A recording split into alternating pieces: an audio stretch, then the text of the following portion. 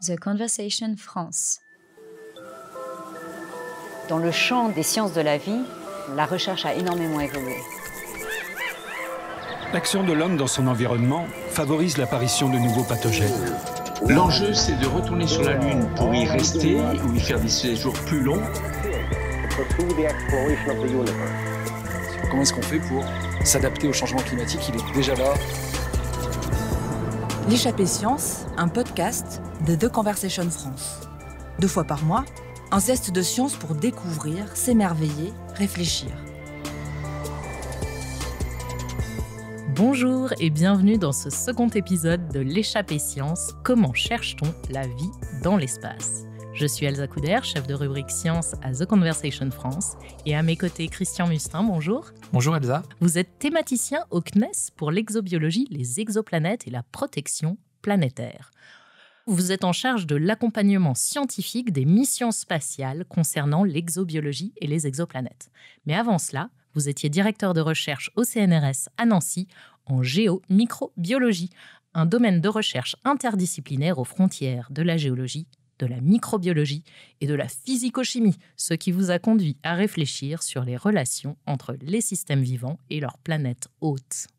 Et Émilie Rocher, bonjour. Bonjour Elsa, bonjour Christian. Vous êtes chef de rubrique santé à The Conversation France et on se retrouve un peu plus tard pour votre chronique.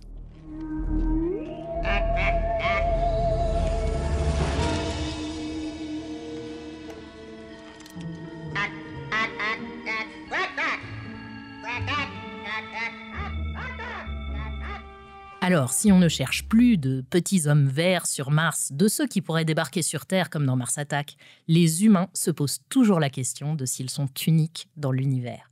La vie aurait-elle éclos par hasard seulement sur la Terre ou serait-elle banale dans notre cosmos aux proportions titanesques ? Si on se pose la question de la pluralité des mondes depuis la Grèce antique, ces recherches sont permises en pratique depuis les années 60. Et elles explorent 2 voies très différentes, Christian.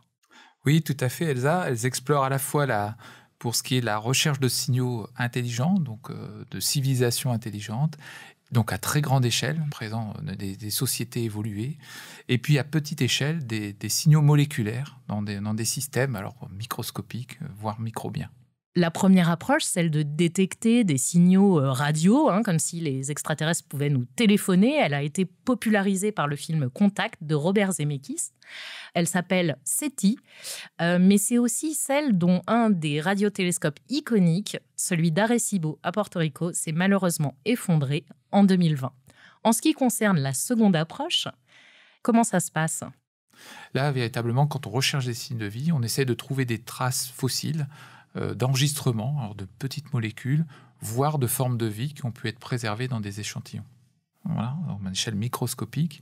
Donc on essaye d'être au plus près des échantillons.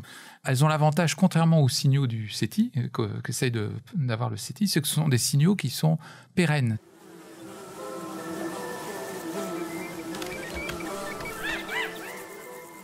Et ces traces de vie physique ou chimique, à toute petite échelle, vous les cherchez où ? Alors, on les cherche à la fois dans les astéroïdes, dans les comètes.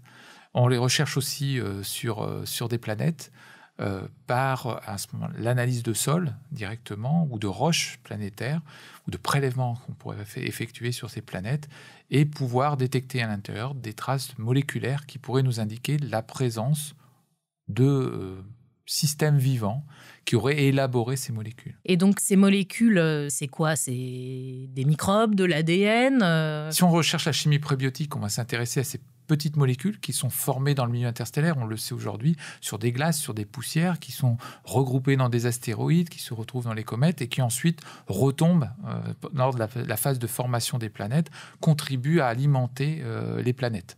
Donc là, on a des molécules, un bestiaire qu'on découvre aujourd'hui avec des dizaines de milliers de molécules disponibles. Et quand on recherche de la trace de vie, on cherche des molécules qui sortent de ce pot commun, entre guillemets, et qui ont une structure beaucoup plus élaborée, qui ne peut pas être le fruit d'une activité chimique, d'une synthèse chimique hasardeuse. Qui indiquerait donc qu'il y a du vivant derrière. Voilà, qu'il y a eu un processus qui a amené à la formation de ces molécules, qui a duré dans le temps, et qui a maintenu certaines propriétés au niveau des molécules. C'est ça qui est important, c'est que le vivant conserve ses propriétés alors que le chimique va tout transformer. Et donc, vous n'aurez pas de stabilité moléculaire, surtout pour une structure élaborée. Donc l'idée, là, c'est de chercher des traces de vie. On peut le faire avec des satellites qui sont en orbite, qui vont regarder la spectroscopie, voir si on peut détecter des molécules, mais on peut aussi le faire en allant chercher des échantillons qui sont collectés par des rovers. C'est ça. Donc c'est le cas sur Mars, c'est la planète la plus proche. Donc on a pu envoyer depuis une dizaine d'années des rovers, notamment côté américain, de grande taille, 800, 900 kilos, voilà, des petites voitures, qui peuvent être équipés d'instruments à la fois scientifiques pour analyser in situ les roches martiennes. Je dirais le principal atout, c'est de pouvoir ramener des échantillons, de pouvoir aller collecter ces échantillons, de les conserver dans leur état le plus primordial, c'est-à-dire sans absolument les transformer, et les ramener sur Terre pour pouvoir les étudier ensuite.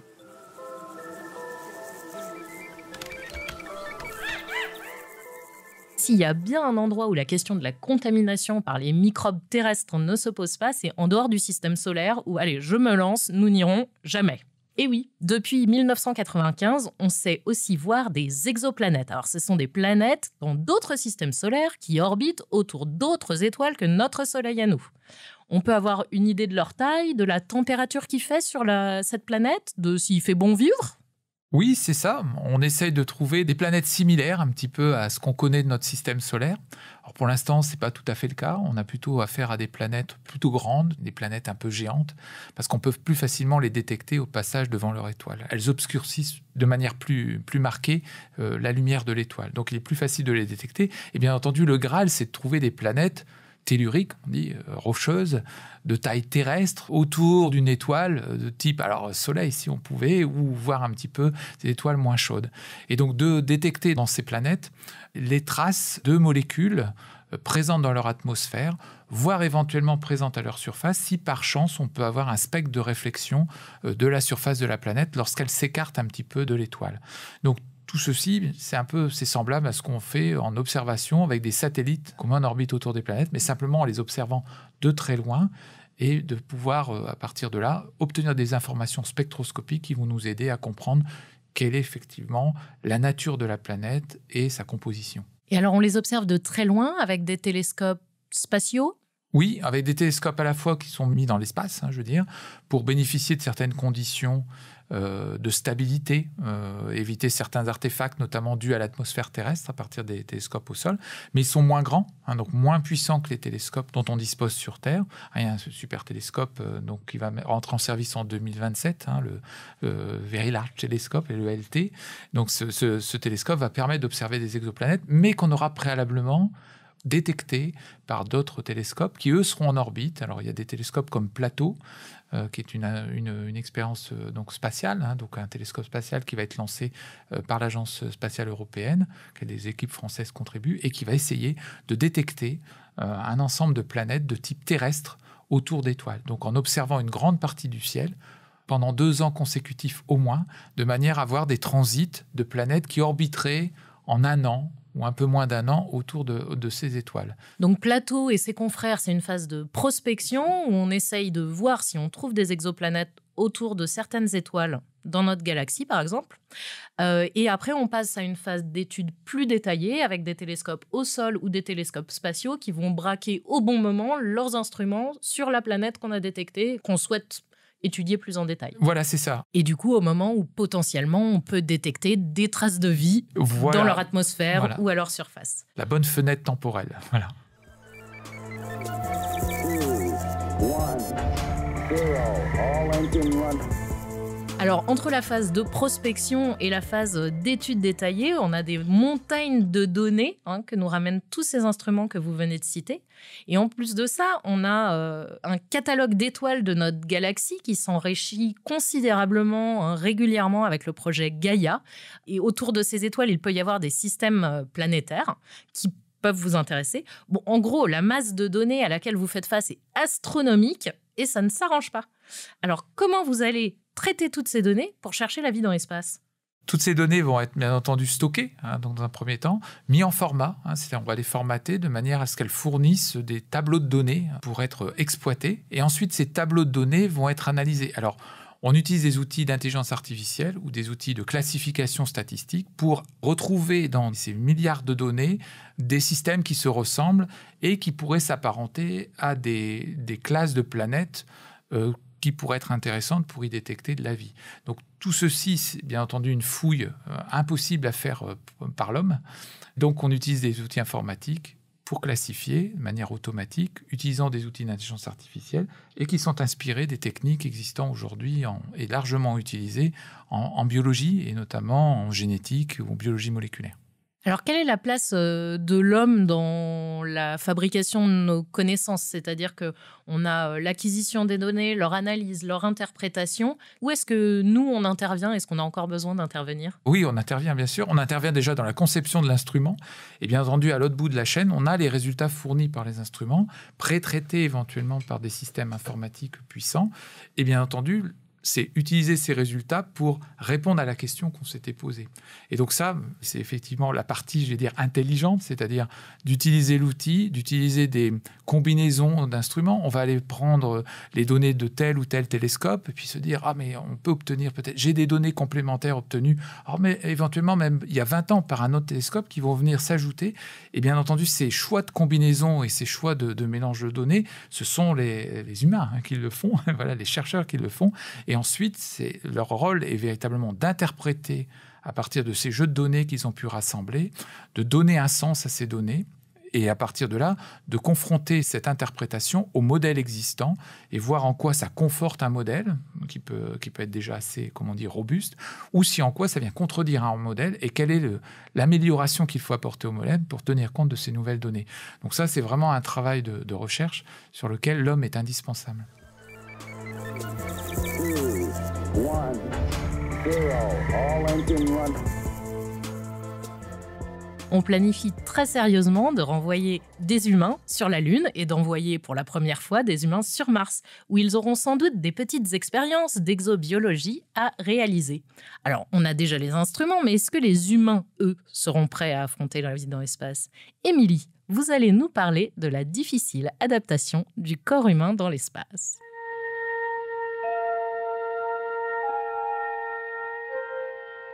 Espace, frontière de l'infini, vers laquelle voyage notre vaisseau spatial.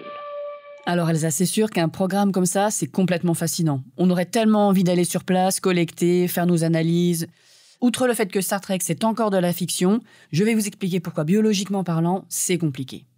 En gros, notre corps, il est calibré pour notre planète. Et oui, parce que des premiers micro-organismes à nous, vous avez eu plus de 3 milliards d'années d'évolution qui se sont faites dans des conditions bien spécifiques, les conditions terrestres, c'est-à-dire avec une gravité donnée, une chimie donnée, un environnement donné, enfin, vous voyez bien ce que je veux dire. Tout ça, en fait, ça a modelé notre métabolisme, notre système cardiovasculaire, nos os, nos muscles, tout. Et on ne balaye pas comme ça un tel héritage biologique. Bref, quitter notre berceau, c'est mortel. Oh bah tout de même, depuis les années 60, il y a eu des voyages et des séjours dans l'espace, et sur la Lune. C'est vrai. Mais vous aurez noté comme moi que les astronautes ne se baladent pas en caleçon sur la Lune et ils ne sortent pas réparer l'ISS en Marcel. Le danger, il est partout. Les navettes et les stations spatiales ont des systèmes de protection draconiens. Ils ont des systèmes de recyclage de l'eau, de l'air, de tout. Et tout ça pourquoi ? Pour créer en fait un ersatz d'environnement terrien. Ce qui n'empêche pas le mal de l'espace chez les 2/3 des astronautes lors de leur premier séjour. Nausées, vomissements, enfin tout le tralala.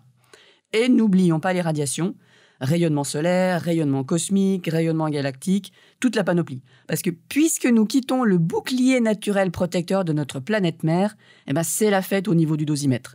Une semaine à bord de l'ISS, Elsa, c'est autant de radiations reçues qu'en 1 an sur Terre. Et le drame.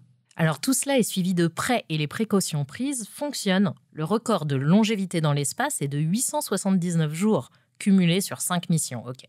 Pour le russe, Gennady Padalka. On connaît donc de mieux en mieux nos limites et comment les compenser. Tout à fait. Mais vous avez utilisé le mot magique, nos limites. Oui, parce que les astronautes, certes, ils disposent d'équipements, de protocoles pour ne pas revenir comme des guimauves. Mais l'impact sur le corps reste super lourd.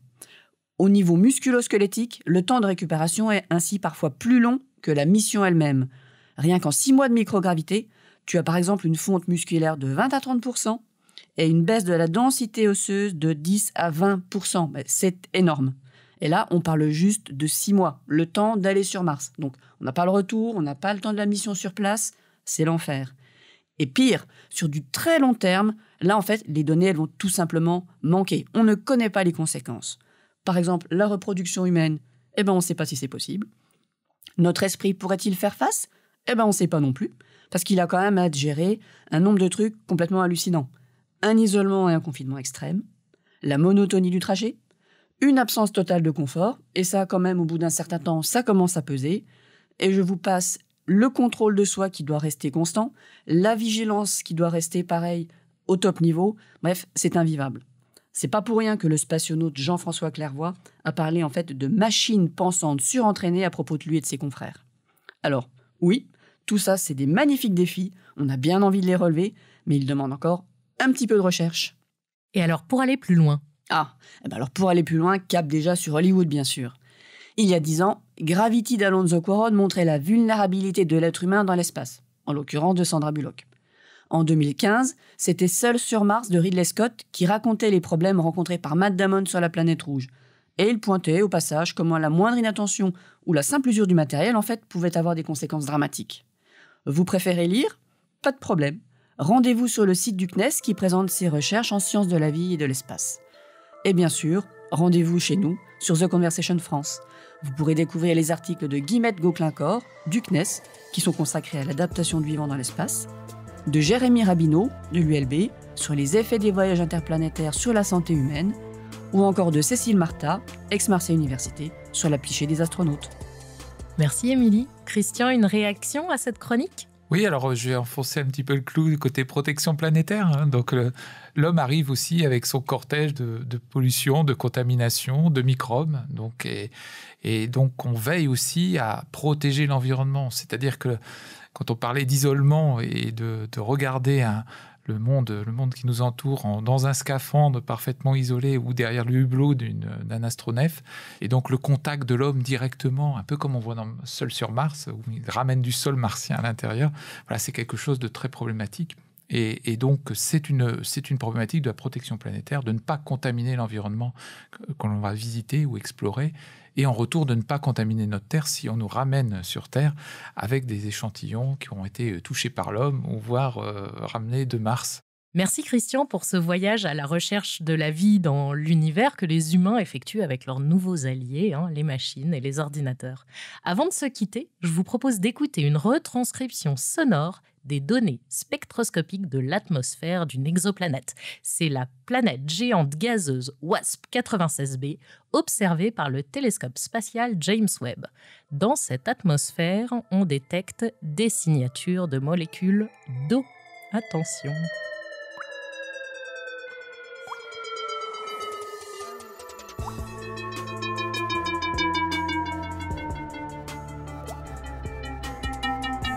À bientôt pour le prochain épisode de L'échappée science, le podcast science de The Conversation France.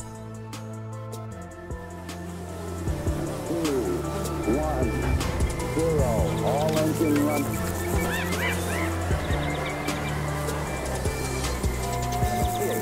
Pursue the exploration of the universe.